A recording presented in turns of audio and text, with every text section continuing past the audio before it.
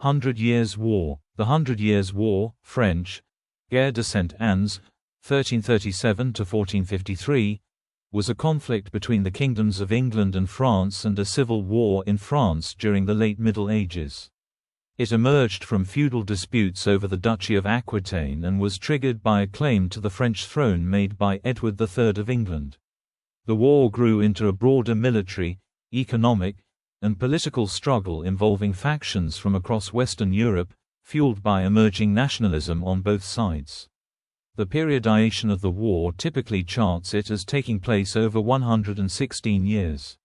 However, it was an intermittent conflict which was frequently interrupted by external factors, such as the Black Death, and several years of truces. The 100 Years' War was a significant conflict in the Middle Ages. During the war, 5 generations of kings from 2 rival dynasties fought for the throne of France, which was then the dominant kingdom in Western Europe. The war had a lasting effect on European history. Both sides produced innovations in military technology and tactics, including professional standing armies and artillery, that permanently changed European warfare. Chivalry, which reached its height during the conflict, subsequently declined. Stronger national identities took root in both kingdoms, which became more centralized and gradually emerged as global powers. The term 100 Years' War was adopted by later historians as a historiographical periodization to encompass dynastically related conflicts, constructing the longest military conflict in European history. The war is commonly divided into 3 phases separated by truces: the Edwardian War, 1337–1360, the Caroline War, 1369–1389, and the Lancastrian War, 1415–1453. Each side drew many allies into the conflict, with English forces initially prevailing. However, the French forces under the House of Valois ultimately retained control over the Kingdom of France. The French and English monarchies thereafter remained separate, despite the monarchs of England, later Britain, styling themselves as sovereigns of France until 1802. Overview. Origins. The root causes of the conflict can be traced to the crisis of 14th-century Europe. The outbreak of war was motivated by a gradual rise in tension between the kings of France and England over territory. The official pretext was the interruption of the direct male line of the Capetian dynasty. Tensions between the French and English crowns had gone back centuries to the origins of the English royal family, which was French, Norman, and later, Angevin, in origin through William the Conqueror, the Norman duke who became King of England in 1066. English monarchs had, therefore, historically held titles and lands within France, which made them vassals to the kings of France. The status of the English king's French fiefs was a significant source of conflict between the two monarchies throughout the Middle Ages. French monarchs systematically sought to check the growth of English power, stripping away lands as the opportunity arose, mainly whenever England was at war with Scotland, an ally of France. English holdings in France had varied in size, at some points dwarfing even the French royal domain. By 1337, however, only Guyenne and Gascony were English. In 1328, Charles IV of France died without any sons or brothers, and a new principle, Salic law, disallowed female succession. Charles's closest male relative was his nephew Edward III of England, whose mother, Isabella, was Charles's sister. Isabella claimed the throne of France for her son by the rule of proximity of blood, but the French nobility rejected this, maintaining that Isabella could not transmit a right she did not possess. An assembly of French barons decided that a native Frenchman should receive the crown, rather than Edward. The throne passed to Charles's patrilineal cousin instead, Philip, Count of Valois. Edward protested but ultimately submitted and did homage for Gascony. Further French disagreements with Edward induced Philip, during May 1337, to meet with his Great Council in Paris. It was agreed that Gascony should be taken back into Philip's hands, which prompted Edward to renew his claim for the French throne, this time by force of arms.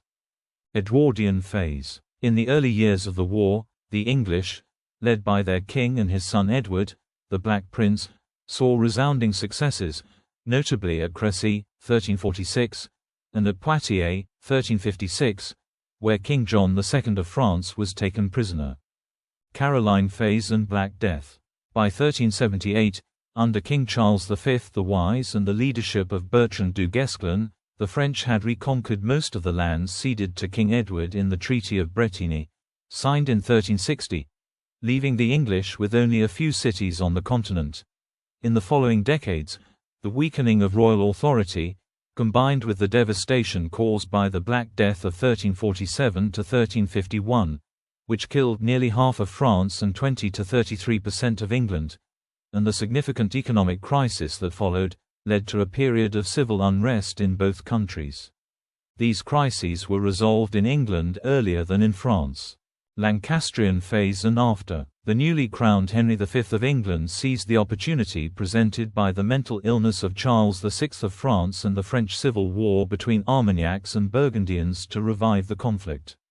Overwhelming victories at Agincourt, 1415, and Verneuil, 1424, as well as an alliance with the Burgundians raised the prospects of an ultimate English triumph and persuaded the English to continue the war over many decades. A variety of factors prevented this, however. Notable influences include the deaths of both Henry and Charles in 1422, the emergence of Joan of Arc, which boosted French morale, and the loss of Burgundy as an ally, concluding the French Civil War. The Siege of Orleans, 1429, made English aspirations for conquest all but infeasible. Despite Joan's capture by the Burgundians and her subsequent execution, 1431, a series of crushing French victories concluded the siege, favoring the Valois dynasty. Notably, Poitiers, 1429, Formigny, 1450, and Castillon, 1453, proved decisive in ending the war. England permanently lost most of its continental possessions, with only the Pale of Calais remaining under its control on the continent until the Siege of Calais, 1558. Related conflicts and after effects. Local conflicts in neighboring areas, which were contemporarily related to the war, including the War of the Breton Succession, 1341 to 1364, the Castilian Civil War, 1366 to 1369, the War of the Two Peters, 1356 to 1369, in Aragon, and the 1383 to 1385 crisis in Portugal, were used by the parties to advance their agendas. By the war's end, feudal armies had mainly been replaced by professional troops, and aristocratic dominance had yielded to a democratization of the manpower and weapons of armies. Although primarily a dynastic conflict, the war inspired French and English nationalism. The broader introduction of weapons and tactics supplanted the feudal armies where heavy cavalry had dominated, and artillery became important. The war precipitated the creation of the first standing armies in Western Europe since the Western Roman Empire and helped change their role in warfare. Civil wars, deadly epidemics, famines, and bandit-free companies of mercenaries reduced the population drastically in France. But at the end of the war, the French had the upper hand due to their better supply, such as small handheld cannons, weapons, etc. In England, political forces over time came to oppose the costly venture. After the war, England was left insolvent, leaving the conquering French in complete control of all of France except Calais. The dissatisfaction of English nobles, resulting from the loss of their continental landholdings, as well as the general shock at losing a war in which investment had been so significant, helped lead to the Wars of the Roses, 1455 to 1487. The economic consequences of the Hundred Years' War not only produced a decline in trade, but also led to a high collection of taxes from both countries, which played a significant role in civil disorder. Causes and prelude. Dynastic turmoil in France, 1316 to 1328. The question of female succession to the French throne was raised after the death of Louis X in 1316. Louis left behind a young daughter, Joan II of Navarre, and a son, John I of France, although he only lived for 5 days.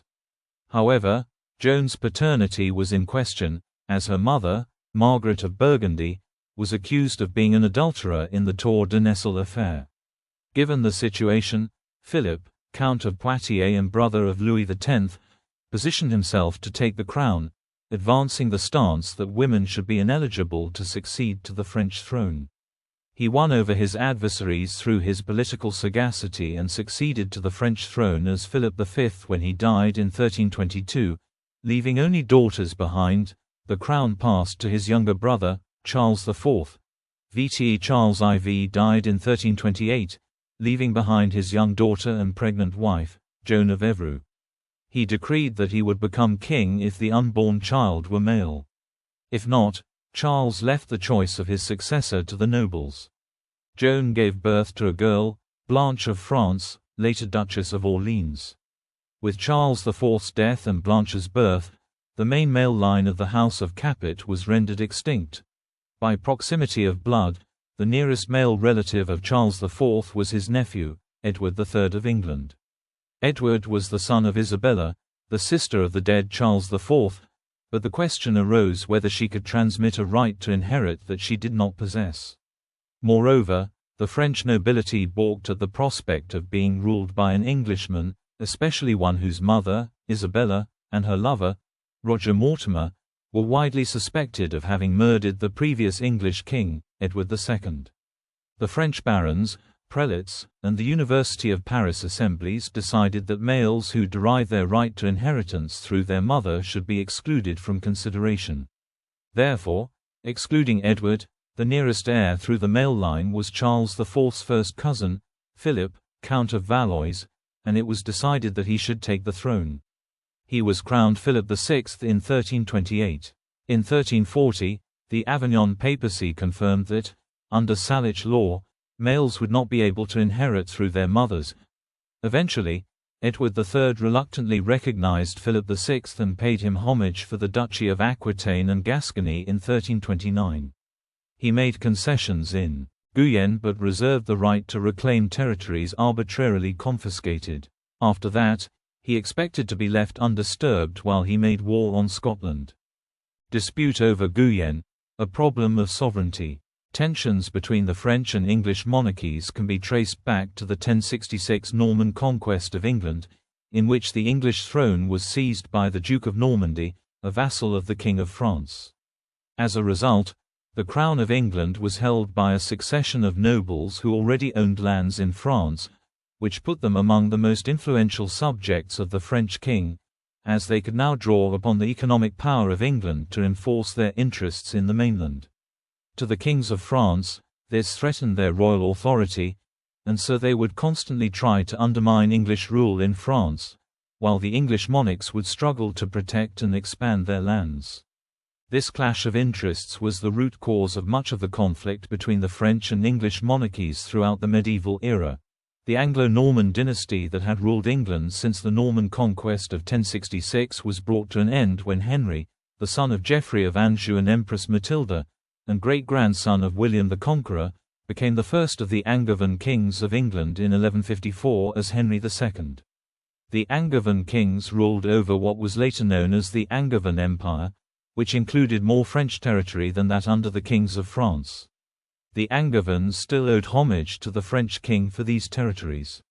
From the 11th century, the Angevins had autonomy within their French domains, neutralizing the issue. King John of England inherited the Angevin domains from his brother Richard I. However, Philip II of France acted decisively to exploit the weaknesses of John, both legally and militarily, and by 1204 had succeeded in taking control of much of the Angevin continental possessions. Following John's reign, the Battle of Bouvines, 1214, the Saintonge War, 1242, and finally the War of St. Sardos, 1324, the English king's holdings on the continent, as Duke of Aquitaine, were limited roughly to provinces in Gascony. The dispute over Guyenne is even more important than the dynastic question in explaining the outbreak of the war. Guyenne posed a significant problem to the kings of France and England. Edward III was a vassal of Philip VI of France because of his French possessions and was required to recognize the suzerainty of the King of France over them. In practical terms, a judgment in Guyenne might be subject to an appeal to the French royal court. The King of France had the power to revoke all legal decisions made by the King of England in Aquitaine, which was unacceptable to the English. Therefore, sovereignty over Guyenne was a latent conflict between the two monarchies for several generations. During the War of Saint Sardos, Charles of Valois, father of Philip VI, invaded Aquitaine on behalf of Charles IV and conquered the duchy after a local insurrection, which the French believed had been incited by Edward II of England. Charles IV grudgingly agreed to return this territory in 1325.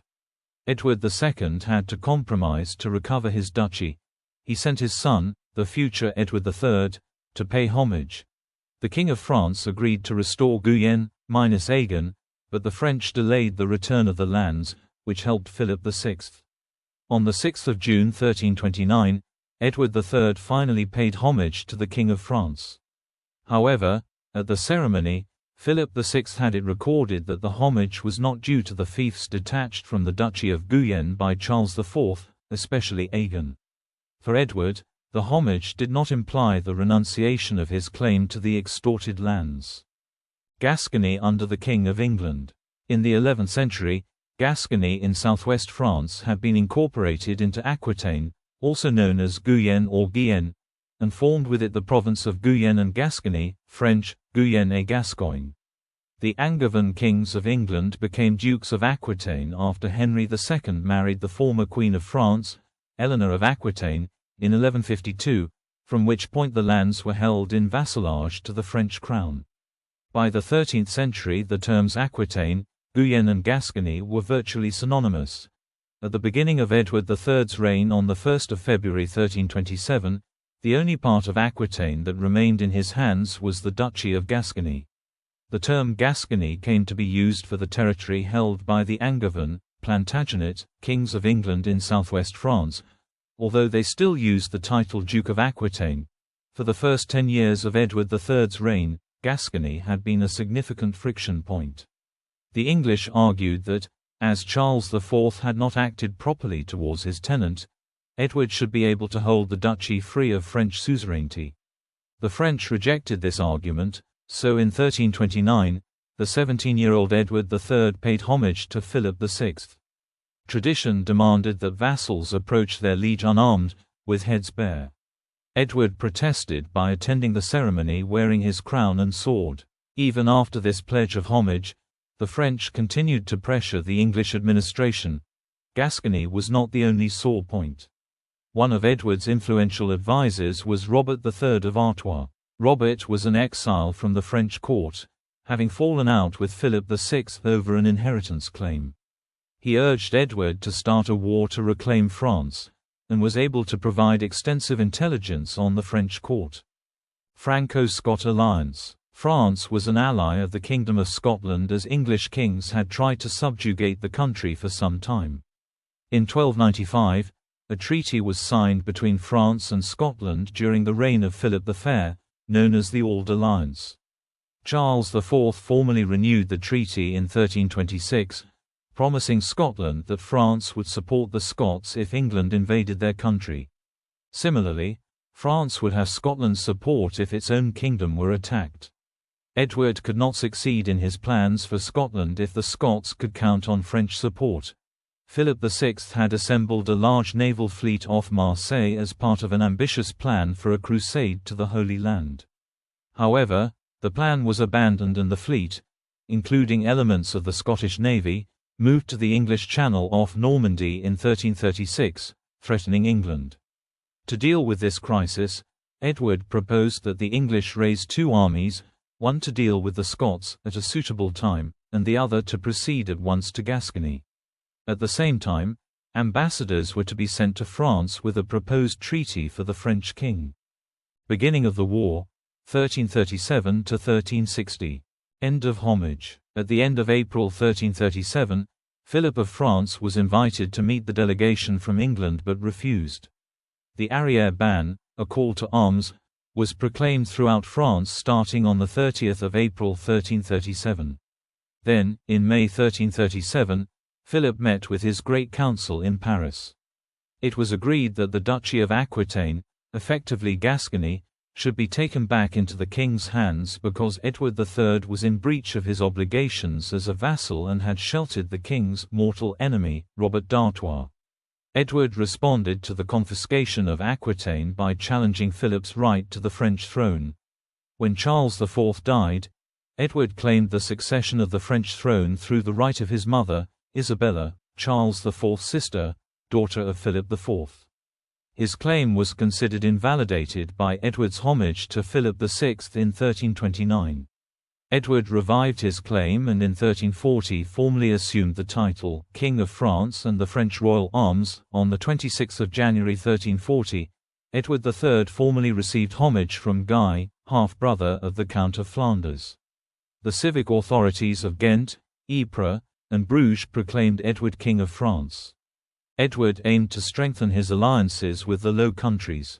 His supporters could claim that they were loyal to the true King of France and did not rebel against Philip. In February 1340, Edward returned to England to try to raise more funds and also deal with political difficulties. Relations with Flanders were also tied to the English wool trade since Flanders' principal cities relied heavily on textile production, and England supplied much of the raw material they needed. Edward III had commanded that his chancellor sit on the woolsack in council as a symbol of the pre-eminence of the wool trade. At the time there were about 110,000 sheep in Sussex alone. The great medieval English monasteries produced large wool surpluses sold to mainland Europe. Successive governments were able to make large amounts of money by taxing it. France's sea power led to economic disruptions for England, shrinking the wool trade to Flanders and the wine trade from Gascony. Outbreak, the English Channel and Brittany. On the 22nd of June 1340, Edward and his fleet sailed from England and arrived off the Zwin estuary the next day. The French fleet assumed a defensive formation off the port of Sluis. The English fleet deceived the French into believing they were withdrawing. When the wind turned in the late afternoon, the English attacked with the wind and sun behind them. The French fleet was almost destroyed in what became known as the Battle of Sluis. England dominated the English Channel for the rest of the war, preventing French invasions. At this point, Edward's funds ran out and the war probably would have ended were it not for the death of the Duke of Brittany in 1341, precipitating a succession dispute between the Duke's half-brother John of Montfort and Charles of Blois, nephew of Philip VI. In 1341, this inheritance dispute over the Duchy of Brittany set off the War of the Breton Succession, in which Edward backed John of Montfort and Philip backed Charles of Blois. Action for the next few years focused on a back-and-forth struggle in Brittany. The city of Vannes in Brittany changed hands several times, while further campaigns in Gascony met with mixed success for both sides. The English-backed Montfort finally took the duchy but not until 1364. Battle of Crécy and the taking of Calais. In July 1346, Edward mounted a major invasion across the Channel, landing on Normandy's Cotentin Peninsula at St. Vaast. The English army captured the city of Caen in just one day, surprising the French. Philip mustered a large army to oppose Edward, who chose to march northward toward the Low Countries, pillaging as he went. He reached the River Seine to find most of the crossings destroyed. He moved further south, worryingly close to Paris until he found the crossing at Poitiers. This had only been partially destroyed, so the carpenters within his army were able to fix it. He then continued to Flanders until he reached the River Somme. The army crossed at a tidal ford at Blanchetaque, stranding Philip's army. Edward, assisted by this head start, continued on his way to Flanders once more until, finding himself unable to outmaneuver Philip, Edward positioned his forces for battle, and Philip's army attacked. The Battle of Crécy of 1346 was a complete disaster for the French, largely credited to the English longbowmen and the French king, who allowed his army to attack before it was ready. Philip appealed to his Scottish allies to help with a diversionary attack on England. King David II of Scotland responded by invading northern England, but his army was defeated, and he was captured at the Battle of Neville's Cross on 17 October 1346. This greatly reduced the threat from Scotland. In France, Edward proceeded north unopposed and besieged the city of Calais on the English Channel, capturing it in 1347. This became an important strategic asset for the English, allowing them to keep troops safely in northern France. Calais would remain under English control, even after the end of the Hundred Years' War, until the successful French siege in 1558.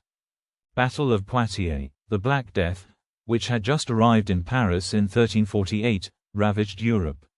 In 1355, after the plague had passed and England was able to recover financially, King Edward's son and namesake, the Prince of Wales, later known as the Black Prince, led a chevauchée from Gascony into France, during which he pillaged Avignonet, Castelnaudary, Carcassonne, and Narbonne. The next year, during another chevauchée, he ravaged Auvergne, Limousin, and Berry but failed to take Bourges. He offered terms of peace to King John II of France, known as John the Good, who had outflanked him near Poitiers but refused to surrender himself as the price of their acceptance. This led to the Battle of Poitiers, the 19th of September 1356, where the Black Prince's army routed the French. During the battle, the Gascon noble Jean de Gréoly, Captal de Buc, led a mounted unit that was concealed in a forest. The French advance was contained, at which point de Gréoly led a flanking movement with his horsemen, cutting off the French retreat and successfully capturing King John and many of his nobles. With John held hostage, his son the Dauphin, later to become Charles V, assumed the powers of the king as regent. After the Battle of Poitiers, many French nobles and mercenaries rampaged, and chaos ruled. A contemporary report recounted, "All went ill with the kingdom and the state was undone. Thieves and robbers rose up everywhere in the land. The nobles despised and hated all others and took no thought for usefulness and profit of lord and men. They subjected and despoiled the peasants and the men of the villages. In no wise did they defend their country from its enemies, rather did they trample it underfoot, robbing and pillaging the peasants' goods." Reims campaign and Black Monday. Edward invaded France, for the third and last time, hoping to capitalize on the discontent and seize the throne. The Dauphin's strategy was that of non-engagement with the English army in the field. However, Edward wanted the crown and chose the cathedral city of Reims for his coronation. Reims was the traditional coronation city. However, the citizens of Reims built and reinforced the city's defenses before Edward and his army arrived. Edward besieged the city for 5 weeks, but the defenses held and there was no coronation. Edward moved on to Paris, but retreated after a few skirmishes in the suburbs. Next was the town of Chartres. Disaster struck in a freak hailstorm on the encamped army, causing over 1,000 English deaths, the so-called Black Monday at Easter 1360. This devastated Edward's army and forced him to negotiate when approached by the French. A conference was held at Brittany that resulted in the Treaty of Brittany, the 8th of May 1360. The treaty was ratified at Calais in October. In return for increased lands in Aquitaine, Edward renounced Normandy, Touraine, Anjou and Maine and consented to reduce King John's ransom by 1,000,000 crowns. Edward also abandoned his claim to the crown of France. First Peace, 1360–1369. The French king, John II, was held captive in England for 4 years. The Treaty of Brittany set his ransom at 3,000,000 crowns and allowed for hostages to be held in lieu of John. The hostages included 2 of his sons, several princes and nobles, 4 inhabitants of Paris, and 2 citizens from each of the 19 principal towns of France. While these hostages were held, John returned to France to try to raise funds to pay the ransom. In 1362, John's son Louis of Anjou, a hostage in English-held Calais, escaped captivity. With his stand-in hostage gone, John felt honor-bound to return to captivity in England. The French crown had been at odds with Navarre, near southern Gascony, since 1354, and in 1363, the Navarrese used the captivity of John II in London and the political weakness of the Dauphin to try to seize power. Although there was no formal treaty, Edward III supported the Navarrese moves, particularly as there was a prospect that he might gain control over the northern and western provinces as a consequence. With this in mind, Edward deliberately slowed the peace negotiations. In 1364, John II died in London, while still in honourable captivity. Charles V succeeded him as King of France. On the 16th of May, 1 month after the Dauphin's accession and 3 days before his coronation as Charles V, the Navarres suffered a crushing defeat at the Battle of Coquerel. French ascendancy under Charles V, 1369–1389. Aquitaine and Castile. In 1366, there was a civil war of succession in Castile, part of modern Spain. The forces of the ruler Peter of Castile were pitched against those of his half-brother Henry of Trastamara. The English crown supported Peter, the French supported Henry. French forces were led by Bertrand du Guesclin, a Breton, who rose from relatively humble beginnings to prominence as one of France's war leaders. Charles V provided a force of 12,000, with du Guesclin at their head, to support Trastamara in his invasion of Castile. Peter appealed to England and Aquitaine's Black Prince, Edward of Woodstock, for help, but none was forthcoming, forcing Peter into exile in Aquitaine. The Black Prince had previously agreed to support Peter's claims, but concerns over the terms of the Treaty of Brittany led him to assist Peter as a representative of Aquitaine, rather than England. He then led an Anglo-Gascon army into Castile. Peter was restored to power after Trastamara's army was defeated at the Battle of Nájera. Although the Castilians had agreed to fund the Black Prince, they failed to do so. The prince was suffering from ill health and returned with his army to Aquitaine. To pay off debts incurred during the Castile campaign, the prince instituted a hearth tax. Arnaud Emmanuel VIII, Lord of Albret, had fought on the Black Prince's side during the war. Albret, who already had become discontented by the influx of English administrators into the enlarged Aquitaine, refused to allow the tax to be collected in his fief. He then joined a group of Gascon lords who appealed to Charles V for support in their refusal to pay the tax. Charles V summoned one Gascon lord and the Black Prince to hear the case in his high court in Paris. The Black Prince answered that he would go to Paris with 60,000 men behind him. War broke out again and Edward III resumed the title of King of France. Charles V declared that all the English possessions in France were forfeited, and before the end of 1369 all of Aquitaine was in full revolt. With the Black Prince gone from Castile, Henry of Trastamara led a second invasion that ended with Peter's death at the Battle of Montiel in March 1369. The new Castilian regime provided naval support to French campaigns against Aquitaine and England. In 1372, the Castilian fleet defeated the English fleet in the Battle of La Rochelle. 1373 campaign of John of Gaunt. In August 1373, John of Gaunt, accompanied by John de Montfort, Duke of Brittany, led a force of 9,000 men from Calais on a chevauchée. While initially successful as French forces were insufficiently concentrated to oppose them, the English met more resistance as they moved south. French forces began to concentrate around the English force, but under orders from Charles V, the French avoided a set battle. Instead, they fell on forces detached from the main body to raid or forage. The French shadowed the English and in October, the English found themselves trapped against the river Allier by 4 French forces. With some difficulty, the English crossed at the bridge at Moulins but lost all their baggage and loot. The English carried on south across the Limousin plateau but the weather was turning severe. Men and horses died in great numbers and many soldiers, forced to march on foot, discarded their armor. At the beginning of December, the English army entered friendly territory in Gascony. By the end of December, they were in Bordeaux, starving, ill-equipped, and having lost over half of the 30,000 horses with which they had left Calais. Although the march across France had been a remarkable feat, it was a military failure.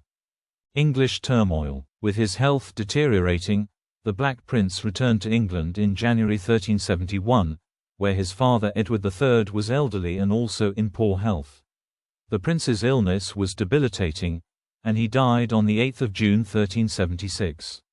Edward III died the following year on 21 June 1377 and was succeeded by the Black Prince's second son Richard II, who was still a child of 10. Edward of Angoulême, the Black Prince's first son, had died sometime earlier. The Treaty of Brittany had left Edward III and England with enlarged holdings in France, but a small professional French army under the leadership of Du Guesclin pushed the English back. By the time Charles V died in 1380, the English held only Calais and a few other ports. It was usual to appoint a regent in the case of a child monarch, but no regent was appointed for Richard II, who nominally exercised the power of kingship from the date of his accession in 1377. Between 1377 and 1380, actual power was in the hands of a series of councils. The political community preferred this to a regency led by the king's uncle, John of Gaunt, although Gaunt remained highly influential. Richard faced many challenges during his reign, including the Peasants' Revolt led by Wat Tyler in 1381 and an Anglo-Scottish War in 1384–1385. His attempts to raise taxes to pay for his Scottish adventure and for the protection of Calais against the French made him increasingly unpopular. 1380 Campaign of the Earl of Buckingham. In July 1380, the Earl of Buckingham commanded an expedition to France to aid England's ally, the Duke of Brittany. The French refused battle before the walls of Troyes on 25 August. Buckingham's forces continued their chevauchée and in November laid siege to Nantes. The support expected from the Duke of Brittany did not appear, and in the face of severe losses in men and horses, Buckingham was forced to abandon the siege in January 1381. In February, reconciled to the regime of the new French King Charles VI by the Treaty of Guyenne, Brittany paid 50,000 francs to Buckingham for him to abandon the siege and the campaign. French turmoil. After the deaths of Charles V and Du Guesclin in 1380, France lost its main leadership and overall momentum in the war.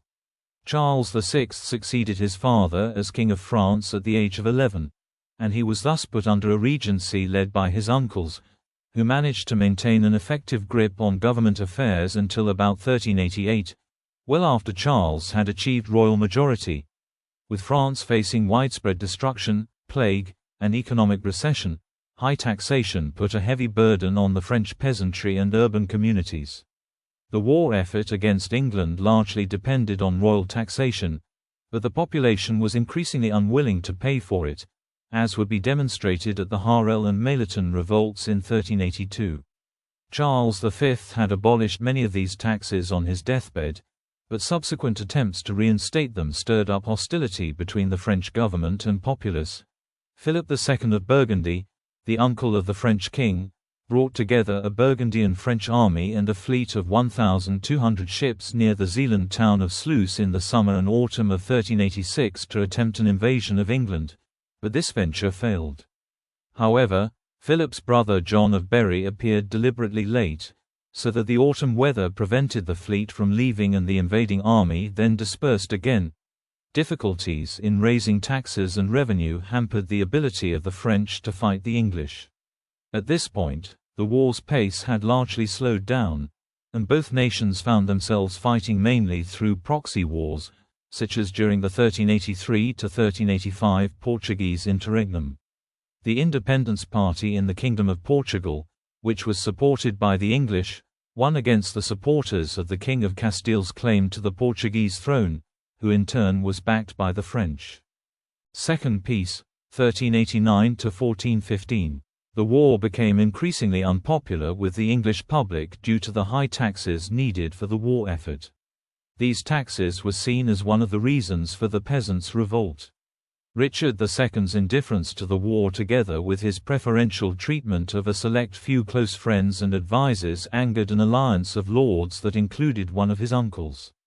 This group, known as Lords Appellant, managed to press charges of treason against 5 of Richard's advisers and friends in the merciless Parliament. The Lords Appellant were able to gain control of the council in 1388, but failed to reignite the war in France. Although the will was there, the funds to pay the troops was lacking, so in the autumn of 1388 the council agreed to resume negotiations with the French crown, beginning on 18 June 1389 with the signing of the three-year Truce of Loulingham. In 1389, Richard's uncle and supporter, John of Gaunt, returned from Spain, and Richard was able to rebuild his power gradually until 1397, when he reasserted his authority and destroyed the principal three among the Lords Appellant. In 1399, after John of Gaunt died, Richard II disinherited Gaunt's son, the exiled Henry of Bolingbroke. Bolingbroke returned to England with his supporters, deposed Richard and had himself crowned Henry IV. In Scotland, the problems brought in by the English regime change prompted border raids that were countered by an invasion in 1402 and the defeat of a Scottish army at the Battle of Homildon Hill. A dispute over the spoils between Henry and Henry Percy, 1st Earl of Northumberland, resulted in a long and bloody struggle between the two for control of northern England, resolved only with the almost complete destruction of the House of Percy by 1408. In Wales, Owain Glyndŵr was declared Prince of Wales on 16 September 1400. He was the leader of the most serious and widespread rebellion against England authority in Wales since the conquest of 1282 to 1283. In 1405, the French allied with Glyndŵr and the Castilians in Spain. A Franco-Welsh army advanced as far as Worcester, while the Spaniards used galleys to raid and burn all the way from Cornwall to Southampton, before taking refuge in Harfleur for the winter. The Glyndŵr Rising was finally put down in 1415 and resulted in Welsh semi-independence for a number of years. In 1392, Charles VI suddenly descended into madness, forcing France into a regency dominated by his uncles and his brother. A conflict for control over the regency began between his uncle Philip the Bold, Duke of Burgundy, and his brother, Louis of Valois, Duke of Orleans. After Philip's death, his son and heir John the Fearless continued the struggle against Louis, but with the disadvantage of having no close relation to the king. Finding himself outmaneuvered politically, John ordered the assassination of Louis in retaliation. His involvement in the murder was quickly revealed, and the Armagnac family took political power in opposition to John. By 1410, both sides were bidding for the help of English forces in a civil war. In 1418, Paris was taken by the Burgundians, who were unable to stop the massacre of Count of Armagnac and his followers by a Parisian crowd, with an estimated death toll between 1,000 and 5,000. Throughout this period, England confronted repeated raids by pirates that damaged trade and the navy. There is some evidence that Henry IV used state-legalized piracy as a form of warfare in the English Channel. He used such privateering campaigns to pressure enemies without risking open war. The French responded in kind, and French pirates, under Scottish protection, raided many English coastal towns. The domestic and dynastic difficulties faced by England and France in this period quieted the war for a decade. Henry IV died in 1413 and was replaced by his eldest son Henry V. The mental illness of Charles VI of France allowed his power to be exercised by royal princes whose rivalries caused deep divisions in France. In 1414, while Henry held court at Leicester, he received ambassadors from Burgundy. Henry accredited envoys to the French king to make clear his territorial claims in France. He also demanded the hand of Charles VI's youngest daughter Catherine of Valois. The French rejected his demands, leading Henry to prepare for war. Resumption of the war under Henry V, 1415 to 1429. Burgundian alliance and the seizure of Paris. Battle of Agincourt, 1415. In August 1415, Henry V sailed from England with a force of about 10,500 and laid siege to Harfleur.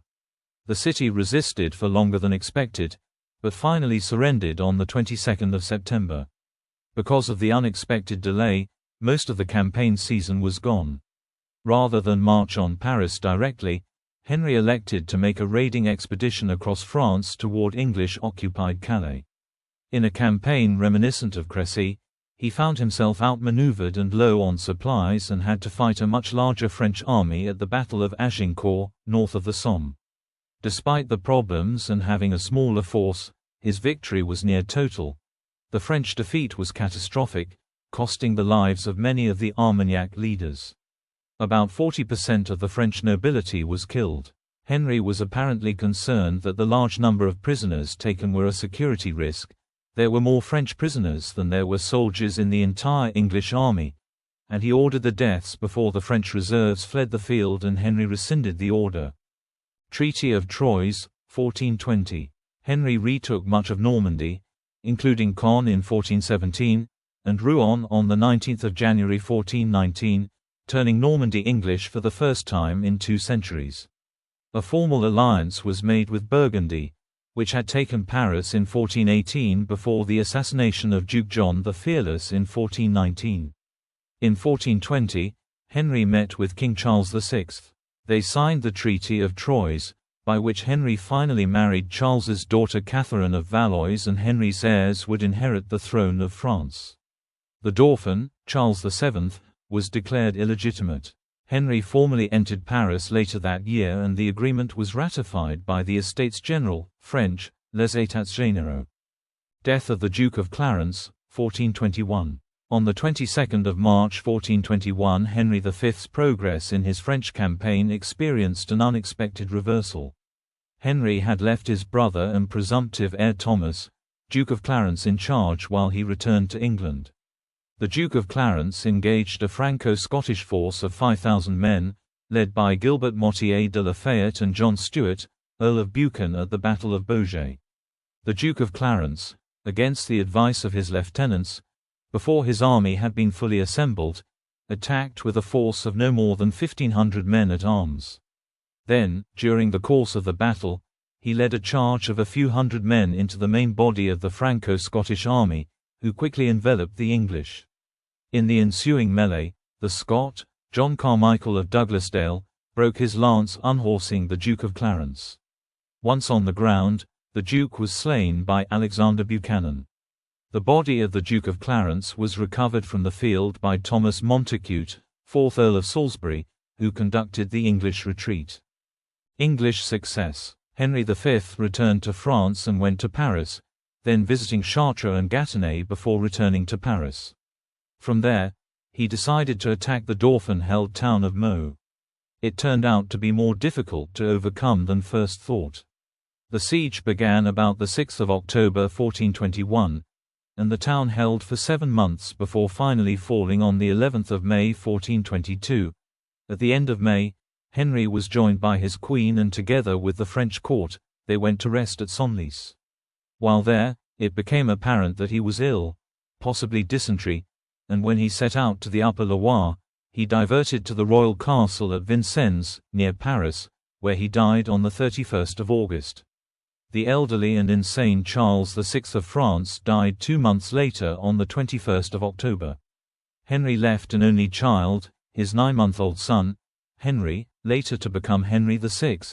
On his deathbed, as Henry VI was only an infant, Henry V had given the Duke of Bedford responsibility for English France. The war in France continued under Bedford's generalship, and several battles were won.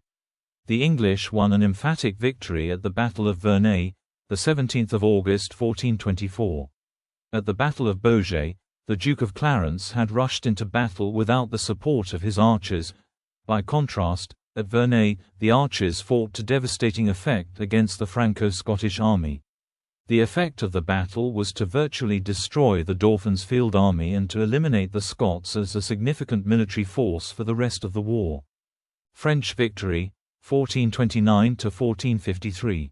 Joan of Arc and French revival. The English laid siege to Orléans in October 1428, which created a stalemate for months. Food shortages within the city led to the likelihood that the city would be forced to surrender. In April 1429, Joan of Arc persuaded the Dauphin to send her to the siege, stating she had received visions from God telling her to drive out the English. She entered the city on April 29, after which the tide began to turn against the English within a matter of days. She raised the morale of the troops, and they attacked the English redoubts, forcing the English to lift the siege. Inspired by Joan, the French took several English strongholds on the Loire River. The English retreated from the Loire Valley, pursued by a French army. Near the village of Poitiers, French cavalry broke through a unit of English longbowmen that had been sent to block the road, then swept through the retreating English army. The English lost 2,200 men, and the commander, John Talbot, 1st Earl of Shrewsbury, was taken prisoner.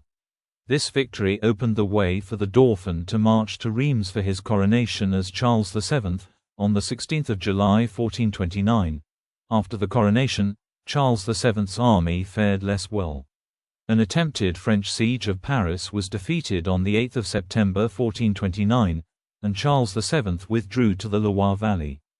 Henry's coronations and the desertion of Burgundy. Henry VI was crowned King of England at Westminster Abbey on 5 November 1429 and King of France at Notre Dame, in Paris, on 16 December 1431. Joan of Arc was captured by the Burgundians at the Siege of Compiègne on 23 May 1430.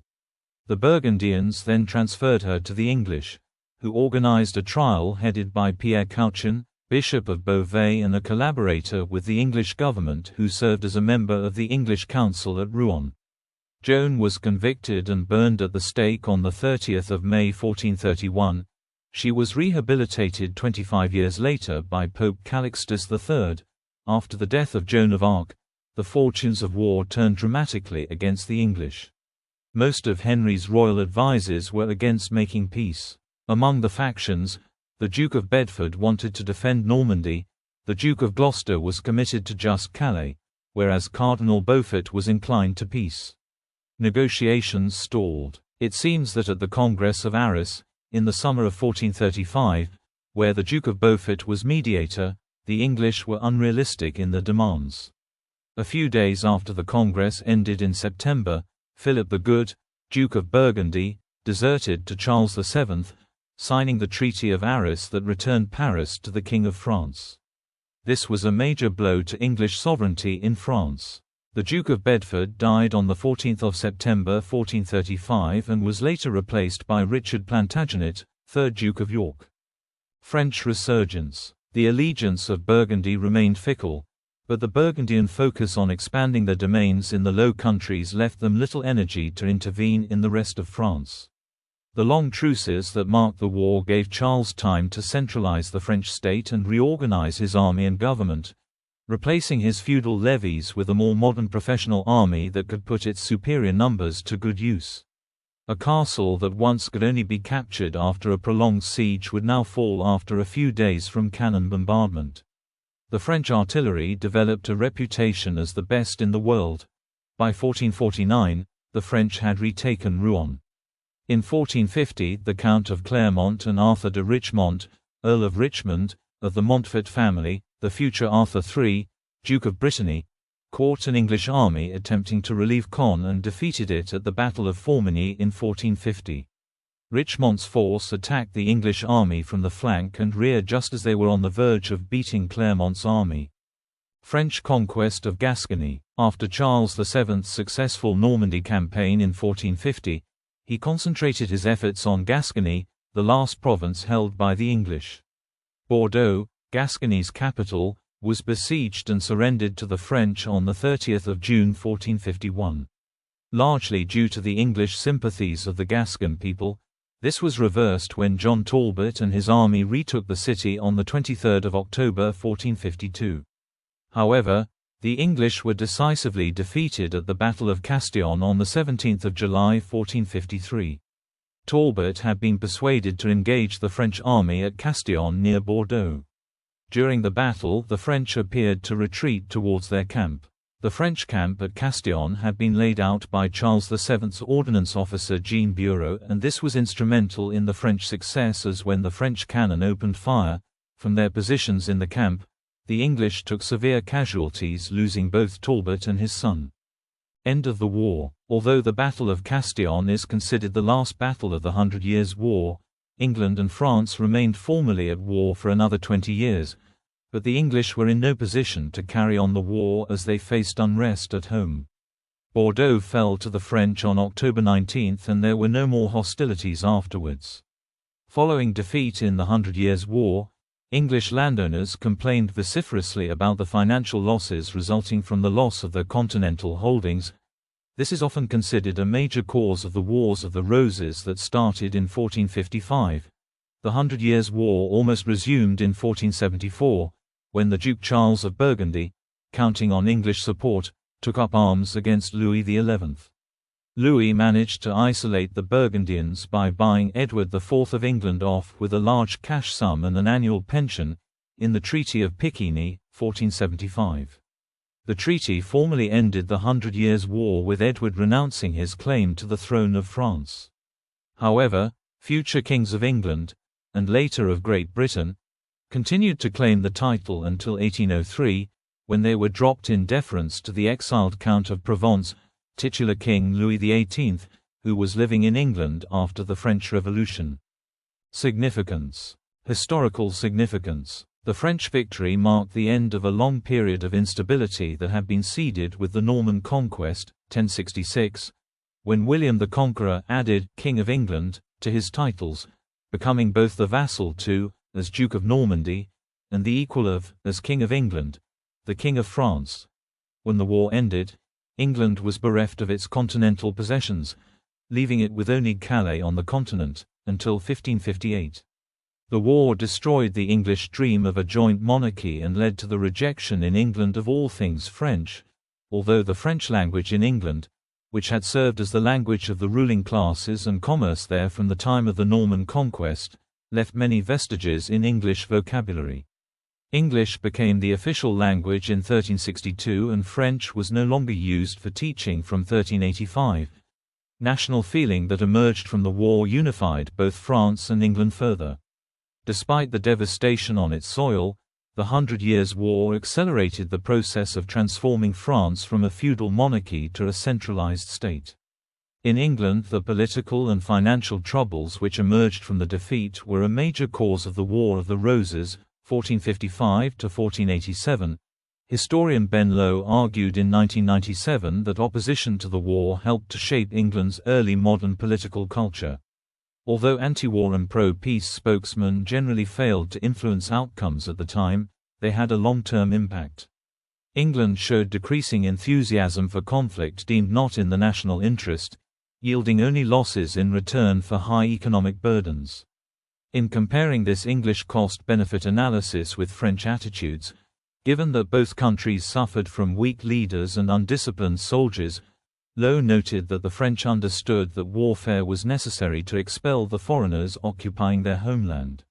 Furthermore, French kings found alternative ways to finance the war, sales taxes, debasing the coinage, and were less dependent than the English on tax levies passed by national legislatures. English anti-war critics thus had more to work with than the French. A 2021 theory about the early formation of state capacity is that interstate war was responsible for initiating a strong move toward states implementing tax systems with higher state capabilities. For example, see France in the 100 Years' War, when the English occupation threatened the independent French kingdom. The king and his ruling elite demanded consistent and permanent taxation, which would allow a permanent standing army to be financed. The French nobility, which had always opposed such an extension of state capacity, agreed in this exceptional situation. Hence, the interstate war with England increased French state capability. Bubonic plague and warfare reduced population numbers throughout Europe during this period. France lost half its population during the 100 Years' War, with Normandy reduced by 3/4 and Paris by 2/3. During the same period, England's population fell by 20 to 33%. Military significance. The first regular standing army in Western Europe since Roman times was organized in France in 1445, partly as a solution to marauding free companies. The mercenary companies were given a choice of either joining the royal army as compagnies d'ordonnance on a permanent basis or being hunted down and destroyed if they refused. France gained a total standing army of around 6,000 men, which was sent out to gradually eliminate the remaining mercenaries who insisted on operating on their own. The new standing army had a more disciplined and professional approach to warfare than its predecessors. The 100 Years' War was a time of rapid military evolution. Weapons, tactics, army structure and the social meaning of war all changed, partly in response to the war's costs, partly through advancement in technology and partly through lessons that warfare taught. The feudal system slowly disintegrated as well as the concept of chivalry. By the war's end, although the heavy cavalry was still considered the most powerful unit in an army, the heavily armored horse had to deal with several tactics developed to deny or mitigate its effective use on a battlefield. The English began using lightly armored mounted troops, known as hobelers. Hobelers' tactics had been developed against the Scots in the Anglo-Scottish Wars of the 14th century. Hobelers rode smaller unarmored horses, enabling them to move through difficult or boggy terrain where heavier cavalry would struggle. Rather than fight while seated on the horse, they would dismount to engage the enemy. The closing battle of the war, the Battle of Castillon, was the first major battle won through the extensive use of field artillery.